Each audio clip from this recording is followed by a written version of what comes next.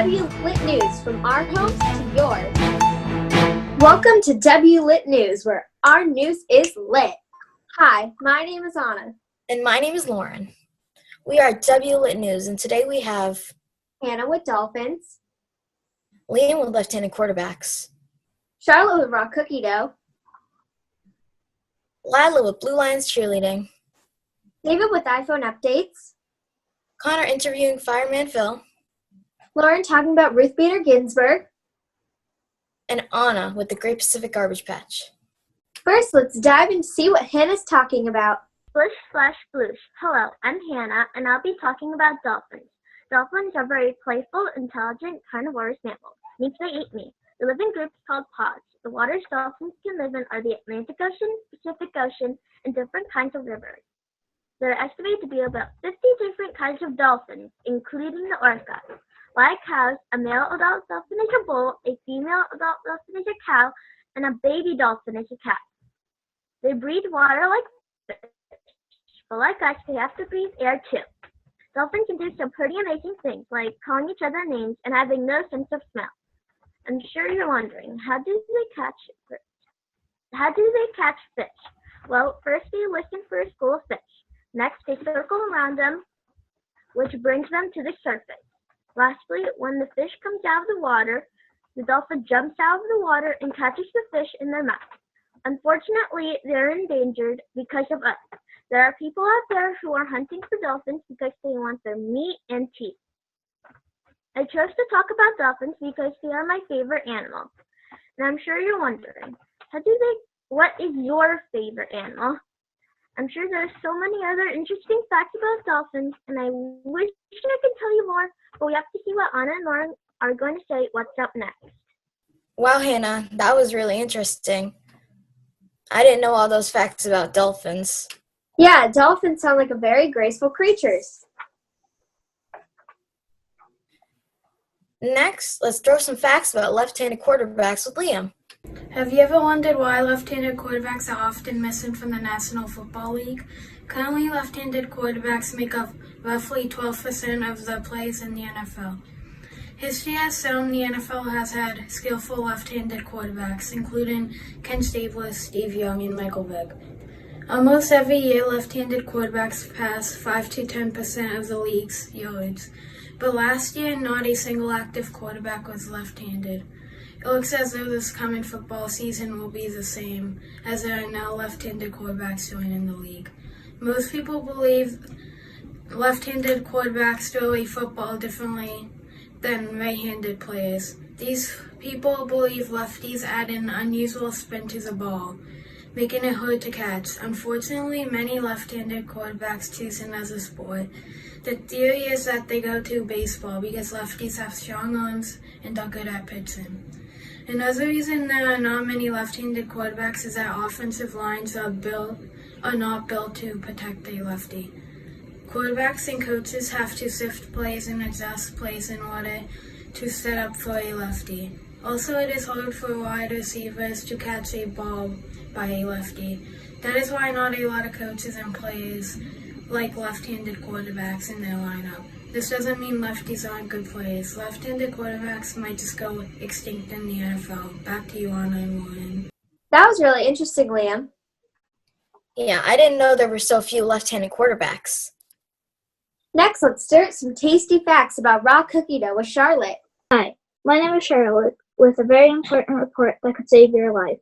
Every day, kids in their own homes are becoming sick from eating raw cookie dough right in their own kitchen. It's mostly from store-bought eggs and flour.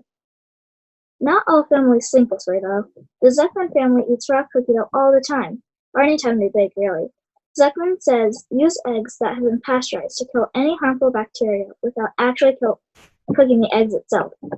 So you can eat it raw, but it has to be pasteurized. Most families think it's just the eggs that could get them sick. Yes, the eggs are probably the worst raw food in cookie dough, but it's definitely not the only one. Raw flour is actually bad for you, too. Raw flour can contain E. coli. This does not mean you can't use both eggs and flour. If you bake it before you eat it, the heat will kill all the harmful bacteria. After it is cooked, you can enjoy the yummy treat that you made. There is a recipe that you can make and it is okay to eat raw. It contains brown sugar, butter, salt, and more foods you can eat being raw without getting sick. With one of these recipes, you can eat raw cookie dough, but most regular recipes you search will have eggs and flour. So next time you bake, try out a recipe you can eat raw. Wow, Charlotte, I didn't know that you can make raw cookie dough without eggs and flour. Yeah, now we can have our favorite raw treat without worrying about our health. Then we'll flip on in with Lila. Hello, I'm Lila, and today I'll be talking about the Londonderry Blue Lions cheerleading organization. The Londonderry Blue Lions is a cheerleading organization based in Londonderry, New Hampshire. I have been cheering with the Lions for 2 years now, and it's a very family-friendly organization. On February 9, 2020, the two Blue Lions teams traveled to Florida to compete in the UCA National Cheerleading Competition. During this two-day competition, the younger team of 7 and 11-year-olds placed 7th in the whole country. Unfortunately, after the first day of the competition, the older team of 12 to 16-year-olds did not qualify for the second day.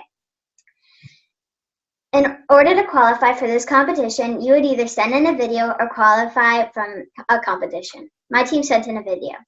Joelle and Glenn Douglas run this organization. For the past 2 years, the two Blue Lions teams were undefeated in local competitions.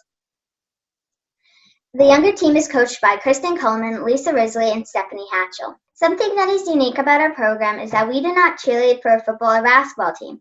We're an all-competitive cheerleading organization.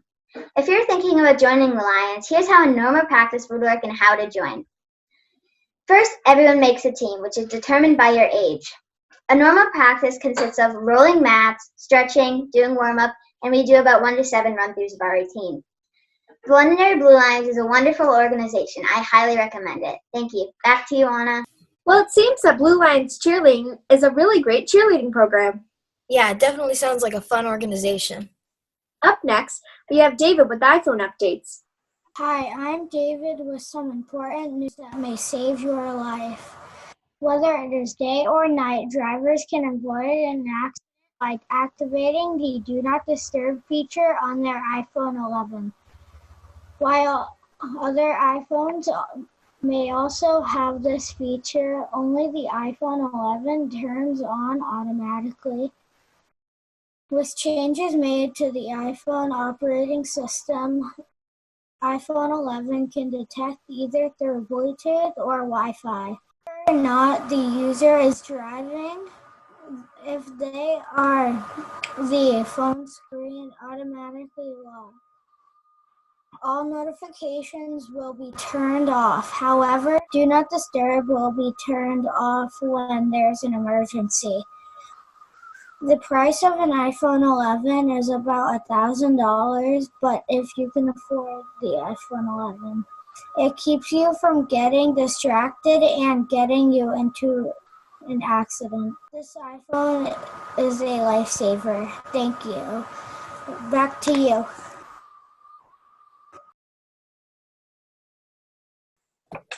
Wow, David, that was really interesting.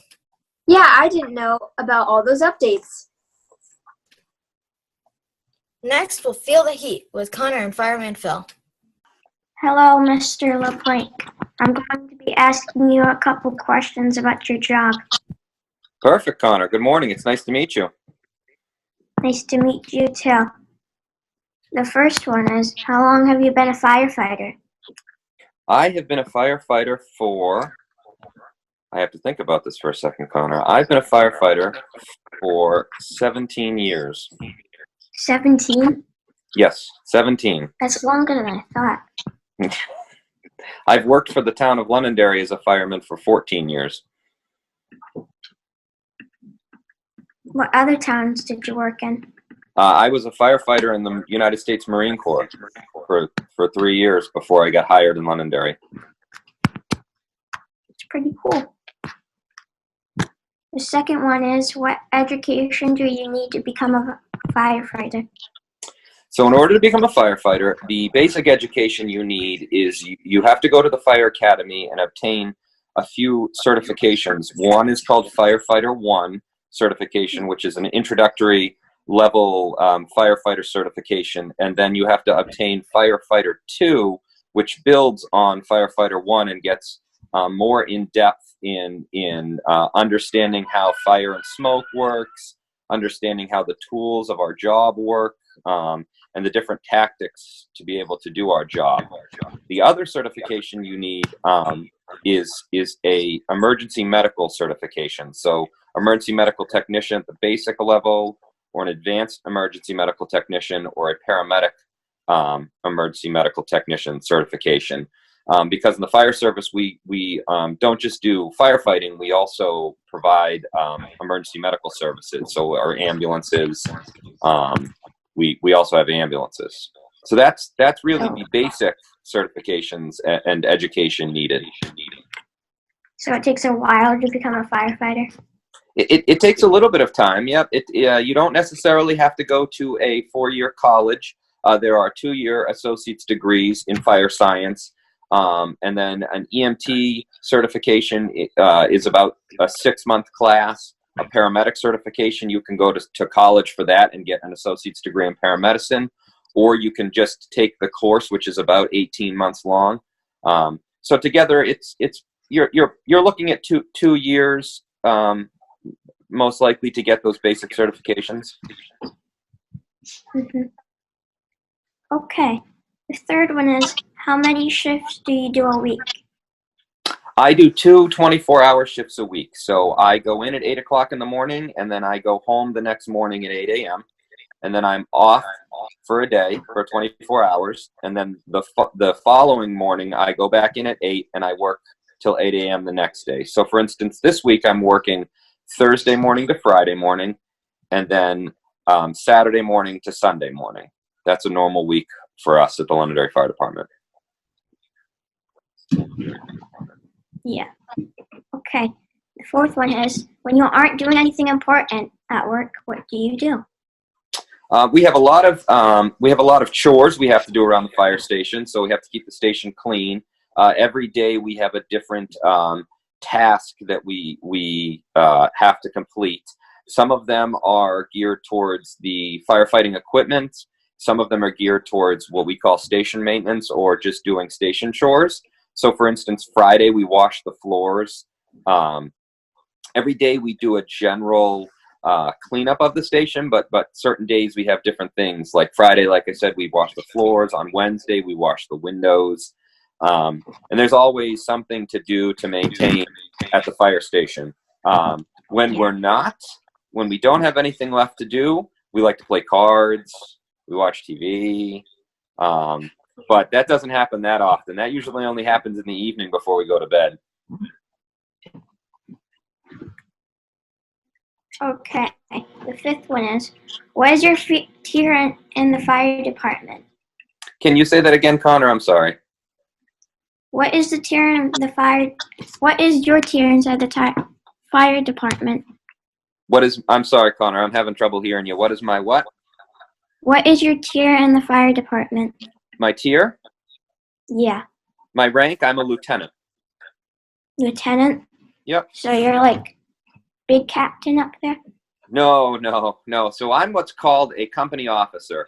So the rank in the Londonderry Fire Department goes, you have your firefighters, then you have lieutenants who are in charge of a small team of people. So I have two firefighters that I work with, and I am there to look out for their health, safety, and well-being. And then above me, we have what are called battalion chiefs. We have 4 battalions in the Londonderry Fire Department. Those 4 battalion chiefs are in charge of those 4 battalions. Each battalion has 10 to 12 people on it, with 3 lieutenants, 3 company officers. And then above our battalion chiefs, we have a battalion chief of operations, who's like our deputy chief, and then we have the fire chief. Okay.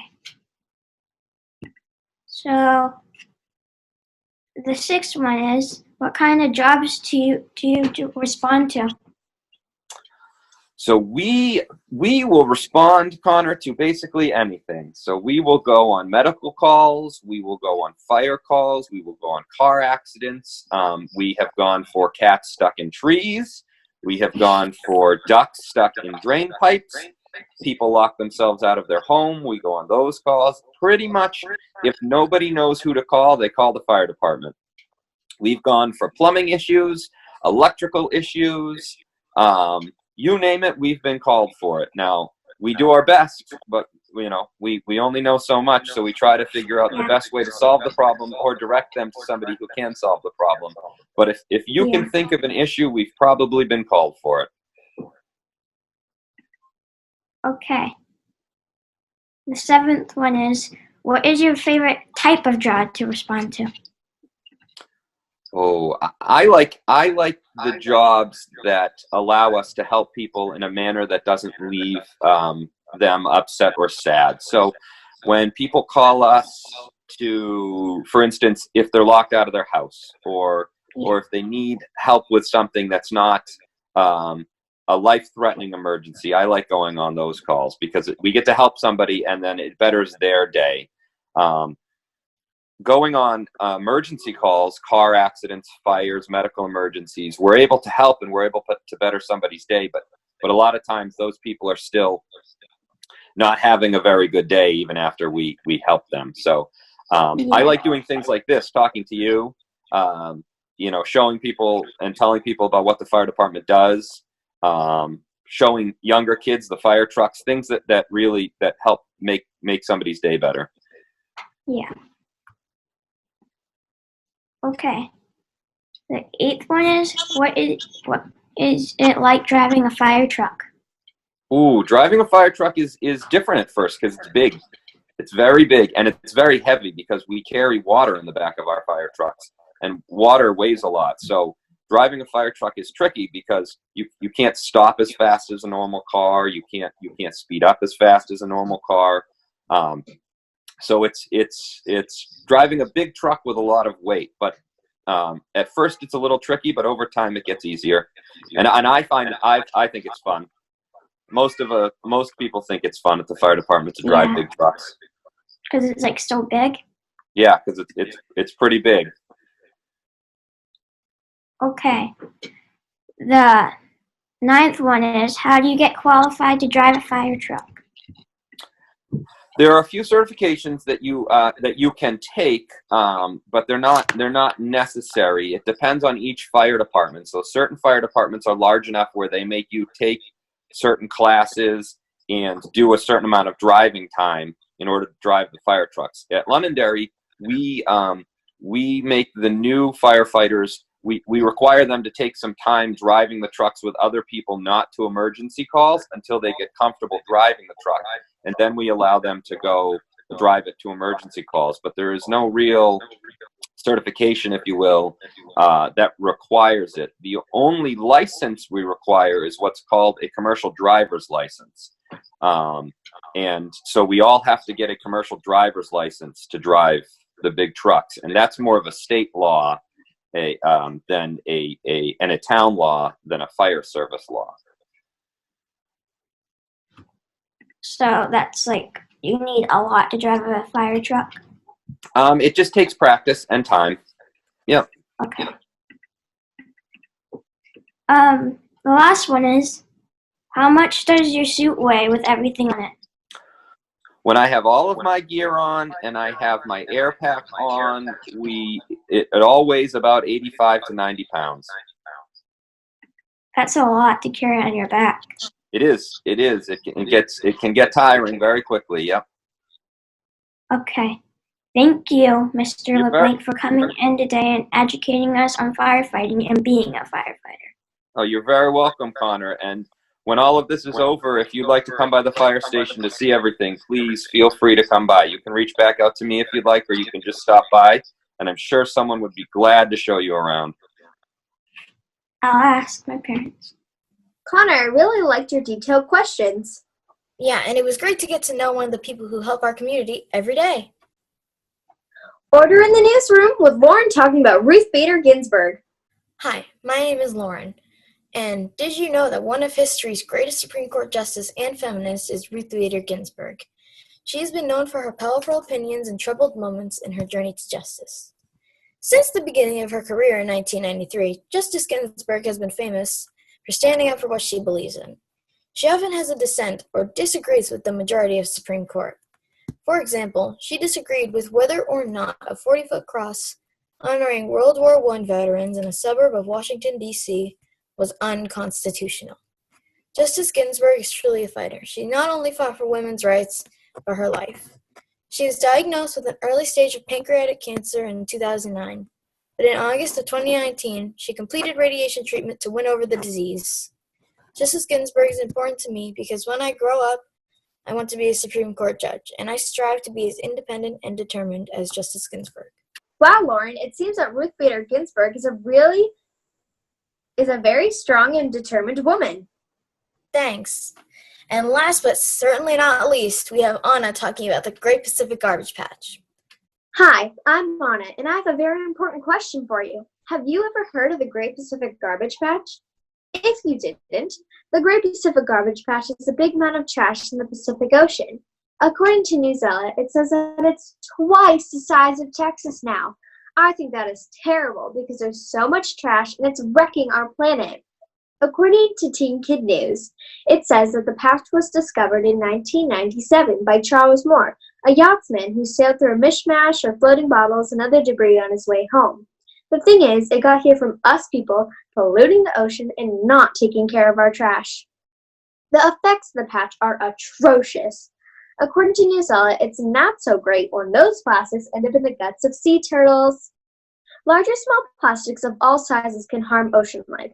You see, the ocean can be a wonderful thing, but this big amount of trash is keeping it from being so wonderful. People are actually trying to get rid of it, though. According to Teen Kid News, the patch is now a target of a $32 million cleanup campaign. It's really great that we're trying to get rid of the patch. Let's talk about how fishermen use fishing nets, but it's not so great when those nets get into the ocean in the patch. It's just getting bigger and bigger. According to Newsella, fishing nets accounted for just under half of the garbage patch's mass. Wow, isn't that horrible? Just thinking about it blows my mind. Sure, we're trying to get rid of it, but clearly it's going to be really hard. So I think that all of us people should start saving the ocean and taking care of our planet. Thank you. Wow, Anna. I didn't know that us people are causing so much harm to the Pacific Ocean.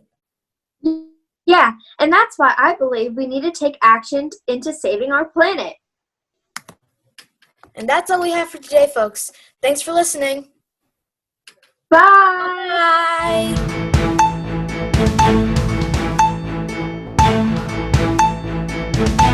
WALL, where our news is solid. Hello, everyone. Welcome to WALL News, where our news is stone solid. My name is Sam. And my name is Lily. Today we have Max's story on our dying Earth, and then we are having Derek exclusively comparing Travis Kelce and George Kittle. Then I'll do a report on Mayor Max, and afterward we'll have a first-hand account of virtual reality. Then we have Emily with Service Dogs, and then a story comparing the PS4 and Xbox One by Gavin. After all that, we have an exclusive interview with a veterinarian, Michelle, and Kaylee. Without further ado, at the Londonderry Access Center, let's go. So, Max? This is WALL. My name is Max, and my story is global warming and how it's affecting weather. Weather and global warming are always on the news, but have you ever thought about how it could affect you?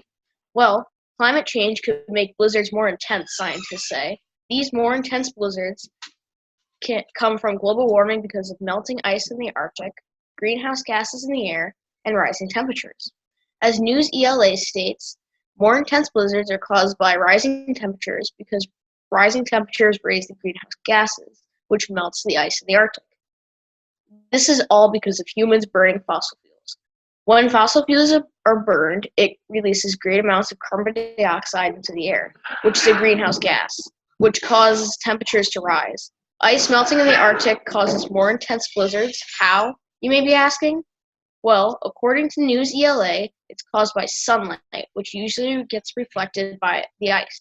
This changes weather patterns in other parts of the world. Also, a jet stream is a fast-moving gust of wind. It circles the lowest part of the atmosphere. The jet stream affects weather in Europe and in North America. So it all comes down not to just cause more intense blizzards, but more intense weather. An example of one of these intense storms might be the Juno blizzard that dumped more than 3 feet of snow on the U.S. East Coast in 2015. In conclusion, global warming does affect you with more intense weather caused by melting ice caps, greenhouse gases in the air, and rising temperatures. So maybe next time you go outside, pick up some trash, plant a tree, and ride your bike somewhere close. Wow, I hope something can be done. Moving on to Derek. Who is better, Travis Kelce or George Kittle? WALL, my name is Derek. We all know the really good tight ends, Travis Kelce and George Kittle. Today I'm going to talk about the similarities and differences between these two talented players in the National Football League, NFL. According to ESPN, in the 2019 to 2020 season, Travis Kelce played in 16 regular season games and has 97 receptions with 1,229 yards.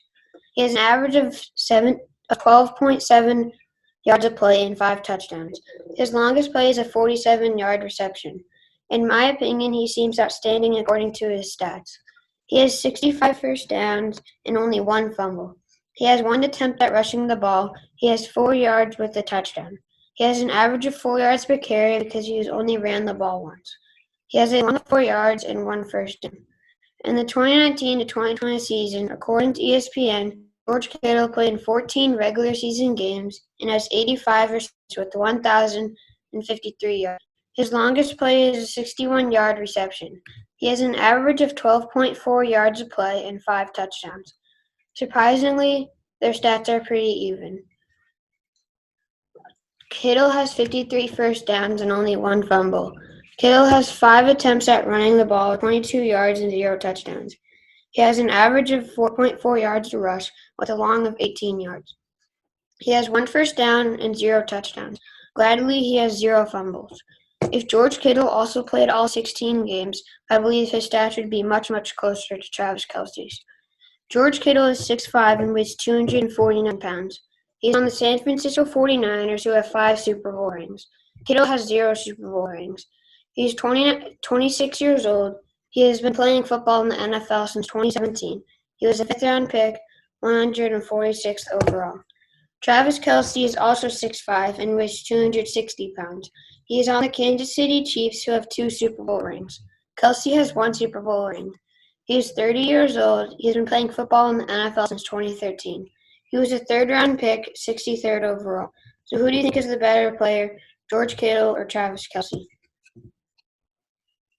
Wow, I don't even know who's the better player anymore. Same. Anyway, moving on to Sam with the Mayor Max. Who is running for president? Donald Trump and Joe Biden. Who is the mayor of Ealywood, California? Serving for life, Max Jr., who, unlike most politicians, is a dog, who can easily get reelected. In the unincorporated town of Ealywood, California, they do not need a human mayor. So they elect a dog mayor who serves for life. It costs $1 to vote. The best part is, kids can vote. So what does the mayor want? He wants less sidewalk litter. He wants to get rid of both human and dog litter, if you know what I mean. He also wants to make people happy. Isn't Max a good dog? That wasn't a question. Wow, Sam, that was very interesting. I know, right? Anyway, moving on to Lily's story about virtual reality. Let's jump into this virtual world. My name is Lily. Have you ever wondered what it would be like in another world? You know, one that's different from Earth or the 7 other planets. Since 1957, there has been a popular electronic going worldwide. It is called virtual reality. With virtual reality, it's possible to go into millions of different worlds with just a push of a button. Virtual reality has millions of games with all different topics. Some can accomplish your dreams, give you the entertainment of a lifetime, or give you the exercise you needed. Some games include sports and activities. In these games, you can move aggressively to exercise your body. Sounds cool, right? It's amazing what virtual reality can accomplish. Many people have said very astonishing words after seeing virtual reality for the first time. I've seen virtual reality many times and enjoyed it tremendously. It is very remarkable, and I highly recommend it. But of course, virtual reality requires a headset. The headset will go over your eyes so you can see the game well. Some headset recommendations are the HTC Vive, HTC Vive Pro, Oculus Quest, or Oculus Rift. You will also need controllers in virtual reality, but controllers come with the headset you buy.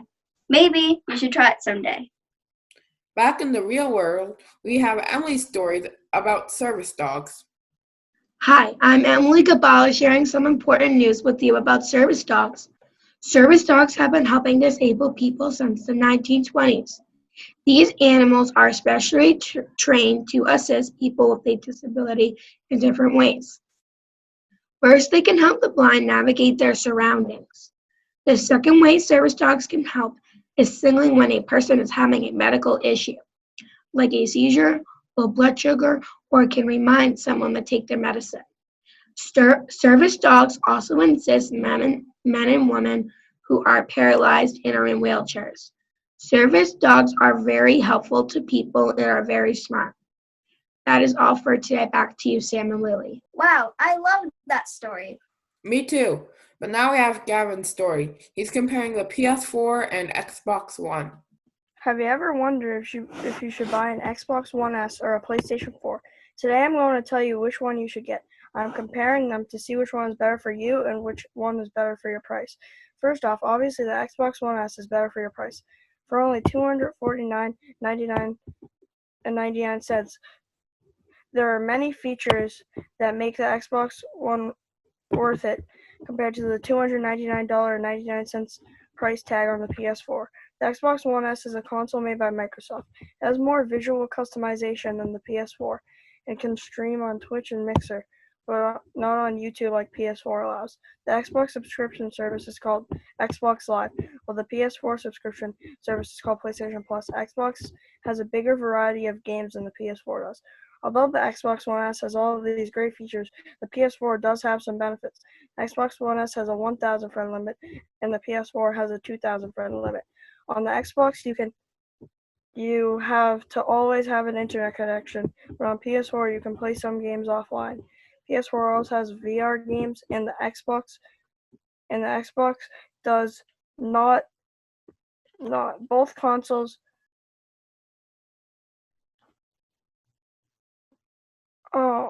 have things in common. The Xbox One has concave triggers on their controller with the same simple design as the PlayStation's DualShock 4 controller. I don't know which one is better. Me either. Now we have an interview with Michelle, a veterinarian, and Kaylee. This is Michelle Lovell. She is a pet nurse at River Road Veterinary Hospital. Vets need to know how to care for animals and help save animals' health.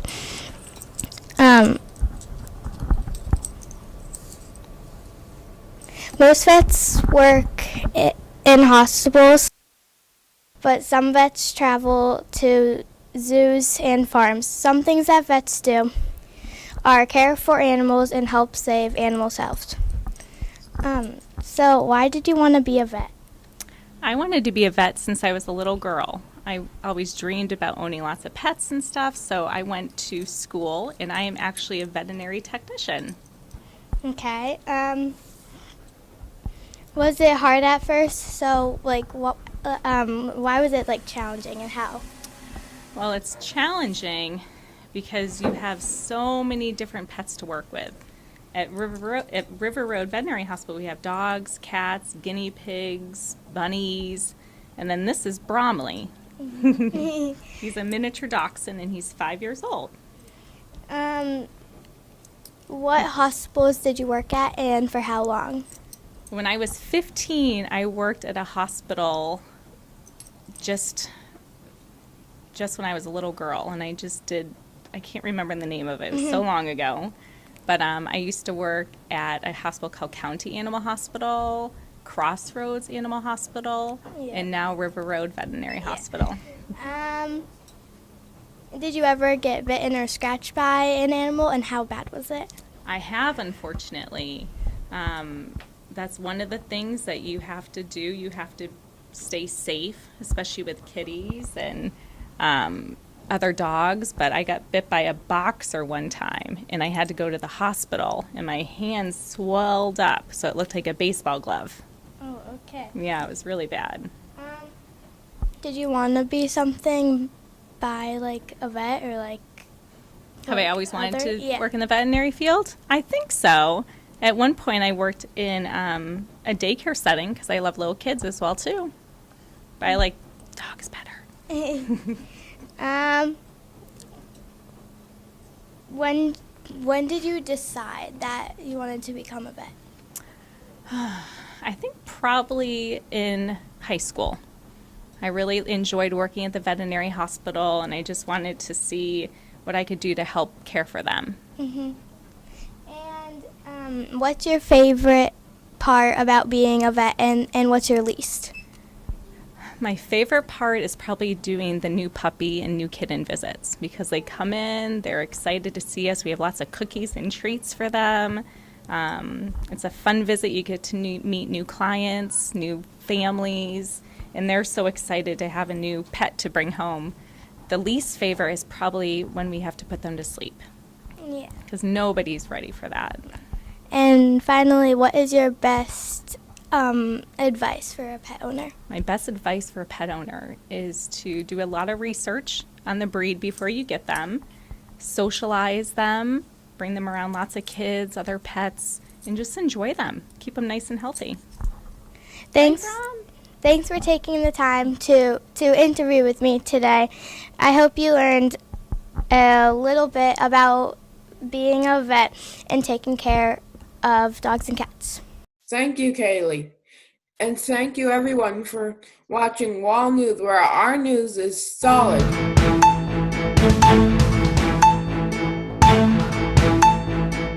This is WASP News, where our news is buzzing. Welcome to WASP News, where our news is buzzing. Hi, I'm Gemma. And I'm Connor. And this is WASP News. Today we have Sam with Alexa vs. Google, Lily with Apollo 11.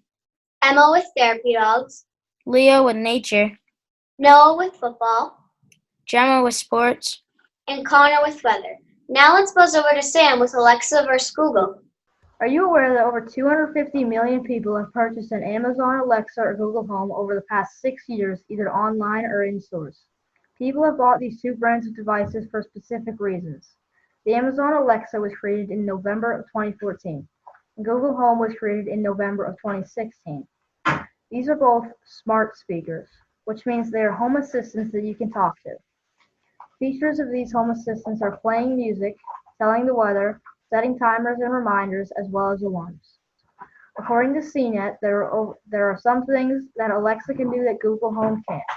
There are also things Google Home can do that Alexa can't.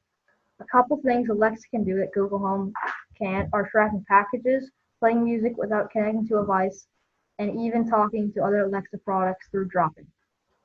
There are also some things Google Home can do that Alexa can't. For instance, Google Home can play Google Play and YouTube music, and Google can even change its voice. Both of these assistants can control a house, call someone, and they both have their own music. Amazon Alexa has Amazon Music, and Google Home has Google Play Music. According to some websites, the Amazon Alexa won Best Home Assistant of 2019 over the Google Home. This means more people use the Amazon Alexa over the Google Home. Since these two assistants came out, people have bought over 100 million Amazon Alexas and 100 million Google Homes. Amazon Alexa has better ratings than Google Home. So many people like Alexa better. I did a poll on Facebook of how many people use Alexa and how many people use Google Home. According to the people that voted, Alexa has 299 votes and Google Home has 45 votes. According to this poll, Facebook uses the Amazon Alexa over the Google Home. Hopefully you can realize that one is better for you and either purchase the Amazon Alexa or Google Home. Back to you. Wow, nice job, Sam. I think I will use Alexa instead of Google Home. Now let's buzz over onto Lily with Apollo 11. Hi, my name is Lily, and I'm from WASP News. And this is the events of Apollo 11. It was July 16th, 1969, and Apollo 11 was about to launch. Little did they know this event would change space history forever. The astronauts aboard this spacecraft, that some call the Eagle, were Neil Armstrong, Buzz Aldrin, and Michael Collins. There at Kennedy Space Center on Merritt Island, the Eagle would launch. Apollo 11, or the Eagle, was being launched into space in an attempt to land men on the moon. They would send the spacecraft into space by using a Saturn V rocket and launching it at the Space Center. Of course, this attempt was a success. First, Armstrong stepped out of the spacecraft and became the first man to ever step on the moon. Later, Buzz Aldrin joined him. They walked on the moon for 3 hours. Collins never left the spacecraft and never stepped on the moon during that mission. That's one small step for man, one giant leap for mankind, said Armstrong at 10:56 p.m. ET on July 20th, 1969, when he took one of his first steps on the moon. While on the moon, Aldrin and Armstrong set up several experiments, collected samples of lunar soils and rocks, and took core samples from the crust. Most of the pictures taken on the moon were of Aldrin. According to Britannica.com, Armstrong immediately described the surface as fine and powdery, and there was no difficulty moving about. I truly think that this exploration was very inspiring and has helped everyone understand more about the places outside of our Earth, and there are millions of places yet to be explored. Thank you for listening, and remember what Les Brown once said, shoot for the moon, and even if you miss, you'll be amongst the stars. Cool, Lily. I didn't know that Apollo 11 launched on July 16, 1969. Now let's buzz over to Emma with Therapy Dogs. Therapy Dogs by Emma. Therapy dogs help people in need almost every day. After much research in the 1960s, it was discovered that therapy dogs can improve a person's quality in life. These dogs can often be found lifting spirits of patients, school children, and the elderly throughout the nation. You may have seen one yourself at a hospital, library, school, or nursing home. Most people make the mistake of confusing therapy dogs with service dogs, who typically take care of a single individual who's either physically disabled or impaired. Therapy dogs, on the other hand, are responsible for assisting many different people on a daily basis. Therapy dogs provide relief for those who are in pain, help motivate kids during physical therapy, distract kids or adults during procedures, and provide affectionate and comfort. Therapy dogs have been credited with helping to lower blood pressure, heart rate, reduce patient anxiety, increase levels of endorphins, as well as increasing oxygen levels for people recovering in hospitals.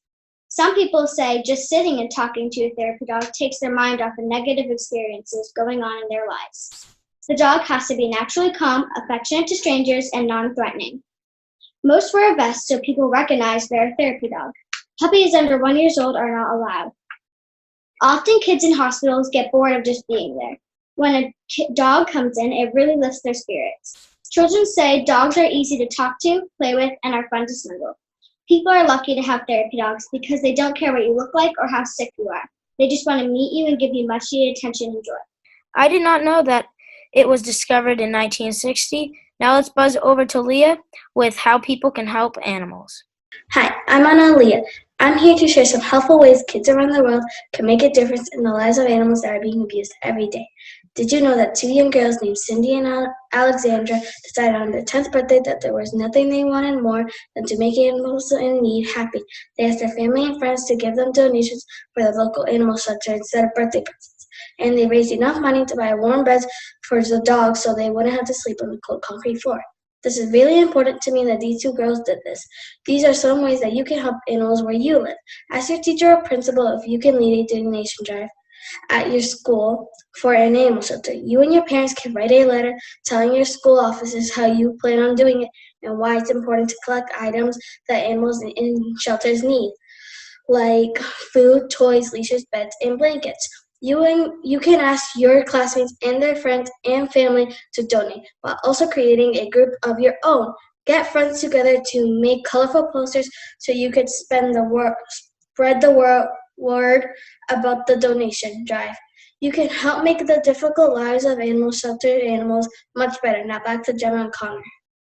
Wow, Leah. Didn't know that about animals. Now let's buzz over to Noah with why there are no left-handed quarterbacks. Hello, my name is Noah, and today I'm going to be talking about why left-handed quarterbacks are extinct from the National Football League. In the upcoming 2020 NFL season, there are no left-handed quarterbacks set to start. In order to be a left-handed quarterback, the player has to have a very powerful arm. In our American population, left-handed people make up only 10% and right-handed people make up the other 90%. In football, a left-handed quarterback's throws spin differently, making it awkward to catch. There's a theory that baseball takes away all the left-handed athletes because they are good pitchers. According to Bleacher Report, 0.9% of quarterbacks were left-handed. Many left-handed players are in the Hall of Fame because there weren't many of them. The last team to start a left-handed quarterback was during the 2015 season. Most players have said that the left-handed throws are harder to catch. The reason none of the NFL's quarterbacks are lefties is mainly that offensive lines are built to protect a righty, and coaches have to shift players and adjust plays in order to accommodate a lefty. Receivers are also used to catching balls thrown from right-handers and find it more difficult to snag left-handed throws. This is why there are no left-handed quarterbacks. Back to you, Connor and Gemma. Nice, Noah. I did not know that about football. Now let's buzz over to Gemma with Kobe versus LeBron. Hi, I'm Gemma, and today we're going to be comparing two legends from the NBA, LeBron James and Kobe Bryant. In Kobe's 20 seasons from 1996 to 2016, Kobe won 5 championship games, played in 15 playoff games, and appeared in 18 All-Star games. Not far behind him, LeBron has played in 17 seasons from 2003 and is still playing at 35 years old. LeBron has won 3 championship games, played in 13 playoff games, and appeared in 17 All-Star games, including this year. Wow. Let's compare some of their great skills. So who is the better rebounder? Kobe is tall, but LeBron is taller. Kobe is 6 foot 6 inches, and LeBron is 6 foot 9 inches. I would give this one to LeBron because he can jump 40 inches, and Kobe can only jump 38 inches. They both have a great shot, as they both have played in the same position on the same team, shooting guard. On Los Angeles Lakers, Kobe played for Los Angeles Lakers his whole entire career as a shooting guard. LeBron has played for 3 teams so far: the Cleveland Cavaliers, the Miami Heat, and the Los Angeles Lakers. As a small forward, a power forward, and a point guard, and a shooting guard. However, there are things that make them different. LeBron is a better leader in the NBA, in my opinion, because he has been playing since 2003. He knows how the game works, and he is not a ball hawk. He does what he is supposed to do, and is the best role model in the NBA. Also, he is a good role model because he works out every day. Unfortunately, Kobe Bryant died January 26, 2020 in a helicopter crash. LeBron must really respect his fellow NBA competition because he was found wearing a Kobe jersey in the locker room. That is all I have for today. Cool, Gemma. I did not know that Kobe won 5 championships games. Now you should read the other part because I would be reading my own. Okay, now let's buzz over to Connor with hurricanes. I'm Connor here today talking about how to stay safe during a hurricane. On average, about 17 people die in a hurricane. If people were more prepared for hurricanes, this would not happen. I will talk about what to do to prepare for a hurricane and what to do once one has begun. When you are preparing for a hurricane, you are going to want to pack food and water for 3 days, a flashlight, batteries, cash, medication, and first aid supplies. You are to make an evacuation plan if needed. According to ready.gov, you should plan how to communicate with your family members if you lose power. You should also turn on your TV or radio in order to get the latest weather updates and emergencies instructions. To stay safe during a hurricane, if you are told to evacuate, do so immediately. If you are trapped in a building by flooding water, go to the highest level of the building. Do not go into a closed attic. You should not walk, swim, or drive through floodwaters. Just 6 inches of moving water can knock you down, and 1 foot of water can sweep your vehicle away. Stay off bridges over fast-moving water. Some more important information about how to stay safe is if sheltering during high winds, go to a FEMA safe room, ICC 500 storm shelter, or a small interior. If you need power, use a generator or other gasoline-powered machinery, outdoors only, and away from windows. Although hurricanes don't occur in the Northeast often, this information can be helpful to anyone facing severe weather. So next time you see a hurricane or severe weather, make sure you are prepared. Wow, Connor, I didn't know that 17 people could die in a hurricane. Now that is all we have for today. See you next time on Watch News. Hope our news didn't sting you.